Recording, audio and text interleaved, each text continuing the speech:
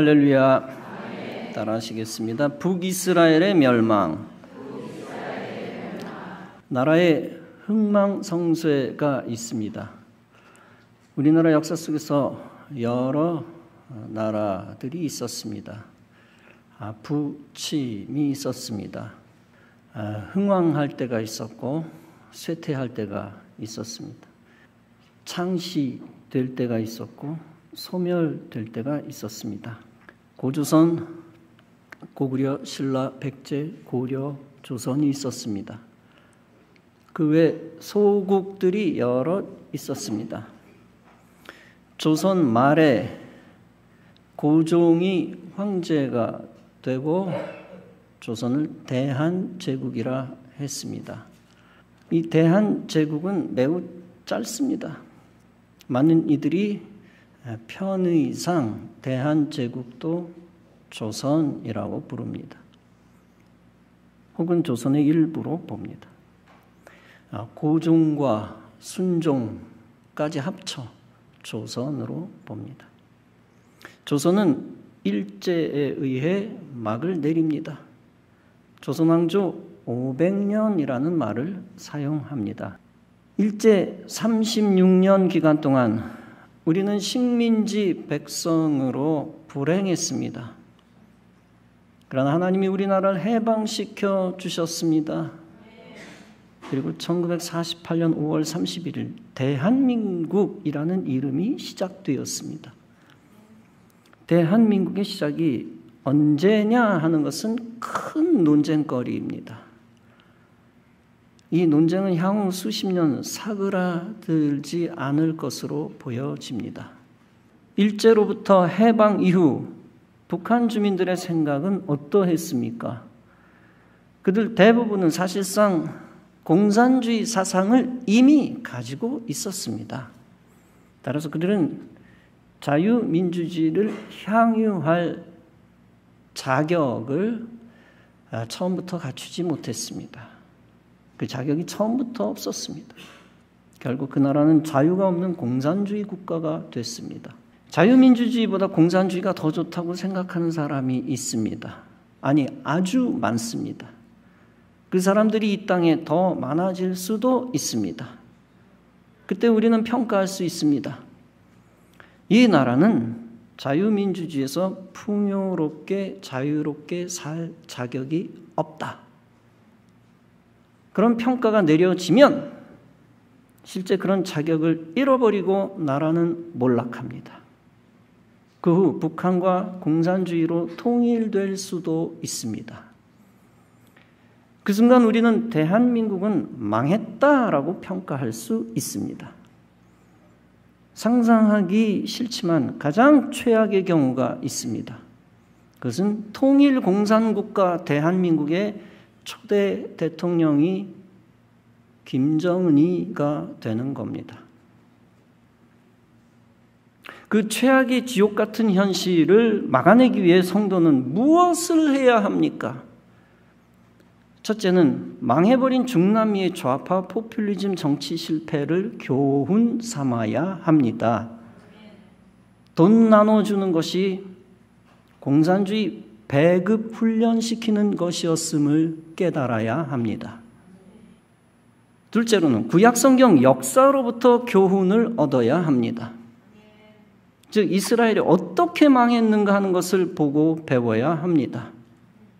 먼저 북이스라엘이 망했고 나중에 남유다가 망했습니다. 북이스라엘이 누구에게 멸망했습니까? 다름 아니라 아수르입니다. 북이스라엘이 왜 아수르국에게 나라를 빼앗겼습니까? 애굽에서 이스라엘을 해방시켜 주신 하나님을 이스라엘이 배신했다는 것입니다. 또 앞절들에서 보면 여호와께서 쫓아내신 이방 사람의 규례를 이스라엘 자손이 행했다는 겁니다. 산당을 세우고 나무 목상과 아세라상을 세웠다는 것입니다. 산당에서 분향하며 악을 행했다는 것입니다. 우상을 섬기고 두 송아지를 부어 만들어 경배했다는 기록도 앞절에 있습니다. 바알을 섬기고 자녀를 불 가운데로 지나가게 했다는 것입니다. 그것도 망국의 요소였다. 여호와께서 경노하사 북이스라엘을 제거하셨다는 것입니다. 오직 남유다 지파 외에는 남은 자가 없다고 기록을 하고 있습니다. 아수르 왕이 바벨론 등지에서 사람을 옮겼다고 했습니다. 이제 북이스라엘을 먹어버렸으니까 이제 이주 정책을 시행한 거죠. 이주민 정책을 사용했다. 왕이 이스라엘 자손을 대신하여 사마리아 여러 성읍의 이방인들을 두었다 하는 겁니다. 이주민들을 사마리아에 집어넣었다는 것입니다. 이 이주 정책은 더욱 아수르와 북이스라엘을 확실히 정복했다는 겁니다. 아수르의 이주민 정책을 이해하기 위해 우리는 중국 역사를 보면 됩니다. 많은 사례가 있지만 딱 떠오르는 게 중국 역사지요. 중국의 대표 민족은 한족입니다. 이 한족은 한민족의 한자랑 다른 글자 쓰는 거 다 아시죠? 장기판의 그 한자, 한족입니다. 그러나 중국에는 한족만이 있는 것이 아니라 수많은 소수민족이 있습니다. 심지어 원나라, 청나라도 한족의 나라가 아니라 몽골족 또 만주족 나라입니다. 쉽게 말해서 한족에게 몽골, 만주는 오랑캐입니다. 그럼에도 오랑캐의 지배를 받은 것조차 중국은 중국 주류 역사에 편입시킵니다. 아주 기이한 역사책 구성입니다. 그게 중국의 역사입니다. 어찌됐건 원나라, 청나라가 망한 후 한족들은 이주 정책을 강화합니다. 이를테면 내몽골 지역이 있는데 거기에 한족들을 잔뜩 집어넣습니다. 몽골은 지금의 몽골 나라가 있고 그 남쪽에 더 큰 내몽골이 있습니다. 중국 안에 있는 내몽골. 몽골과 내몽골은 면적은 비슷한데 몽골은 300만 명, 내몽골에는 400만 명이 있었습니다. 내몽골 사람들의 원대한 목표가 있었습니다. 지금은 중국 안에 있지만 나중에 북몽골과 합쳐서 큰 몽골 제국을, 몽골 나라를 다시 만들겠다. 그런 원대한 꿈을 가지고 있었지만 그런 중국이 그렇게 되는 걸 가만히 놔두겠습니까? 중국은 한족 이주 정책을 통하여 몽골인들을 희석시켜 버립니다. 결국 내몽골에 한족이 이주했고 현재 한족이 1600만 명입니다. 따라서 내몽골의 몽골족은 한족에게 밀려 20%밖에 안 됩니다. 이제 독립하고 싶어도 거의 불가능한 지경이 되었습니다. 그래서 쪽수가 중요한 겁니다. 단지 현재 몽골 자치구역으로 중국의 큰 덩어리를 차지하고 있습니다. 조선족 자치구역 마냥.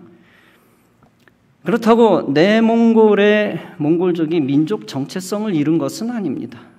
몽골 본국은 러시아가 사용하는 키릴 문자, 그들이 몽골 나라가 사용하고 있습니다. 근데 내몽골은 그 키릴 문자를 사용하지 않고 몽골 고유의 문자를 지금도 사용하고 있습니다.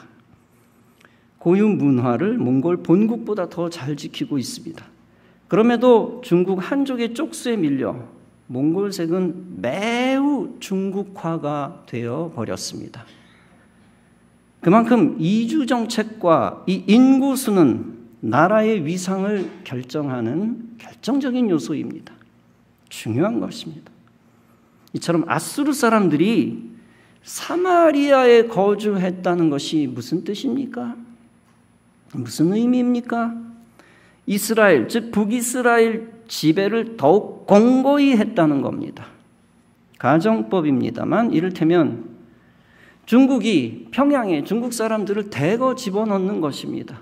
가정법이에요. 육회하든 불쾌하든. 그러면 평양을 중국이 시료 지배할 수 있습니다.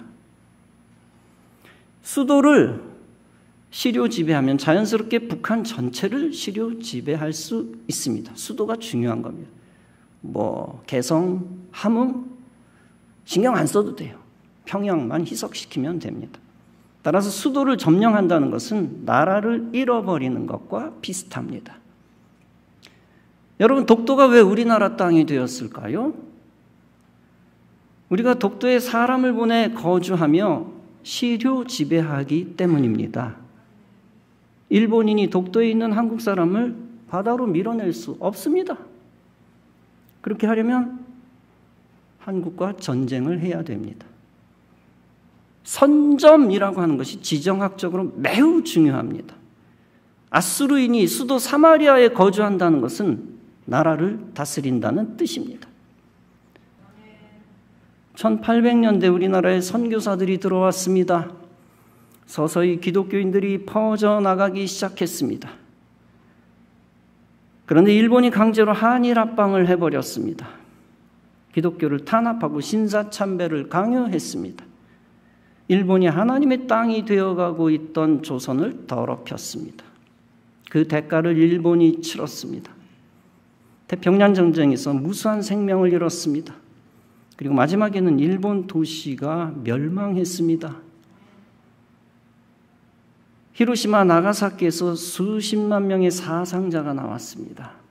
그 전에 도쿄 공습에서도 엄청난 사상자가 나왔고요. 그것으로 두 도시가 멸망함으로 일본은 패망하고 조선 등 많은 나라가 독립했습니다. 하나님은 이처럼 하나님의 땅을 우상으로 더럽히는 것을 증오하십니다. 반드시 천재지변을 일으키시든지 이 민족을 보내시든지 하십니다. 그들을 심판의 도구로 활용하셔서 자연을 심판의 도구로 사용하시든 타민족을 심판의 도구로 사용하시든 활용하셔서 하나님의 땅을 해방시키십니다. 여기서 우리는 신앙적인 교훈을 얻습니다. 오늘날 대한민국 남한은 하나님의 땅, 준 하나님의 땅입니다. 기독교인이 20% 이상 되는 대단한 기독교 나라가 되었습니다. 그러므로 기독교인은 이 땅이 우상으로 더럽혀지지 않게 해야 합니다. 반기독교 정사가 더 이상 커지지 않게 막아야 합니다. 그리고 이 땅을 기독교 문화로 옷 입히고 복음으로 꽃 피워야 합니다. 그때 하나님이 끝까지 이 땅을 지켜주실 것입니다. 악한 대적과 핵폭탄의 위협으로부터 지켜주실 것입니다. 우리는 이 시대에 식민지 된 사마리아 땅을 보며 신앙적 교훈을 얻어야 합니다.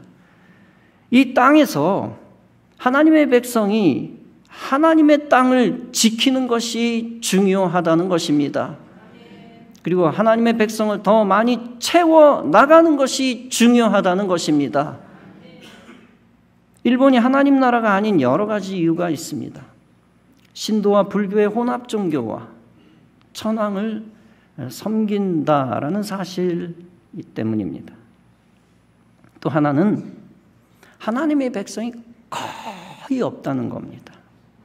전 국민의 0.5% 미만이라고 합니다. 크리스찬의 인구가 0.5% 미만. 우리는 우리 지역과 마을과 도시에 하나님의 백성들을 만들어 채워야 합니다. 영적으로 하나님의 백성들을 어두운 세상 가운데로 이주시켜야 합니다.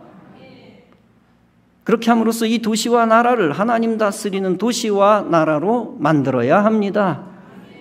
그런 거룩한 일을 앞장서서 수행하는 여러분과 우리 교회가 되기를 바랍니다. 그로 인해 하나님 나라의 전초기지가 되어 하나님이 주시는 상을 받으시기를 주님의 이름으로 축원합니다. 기도하시겠습니다.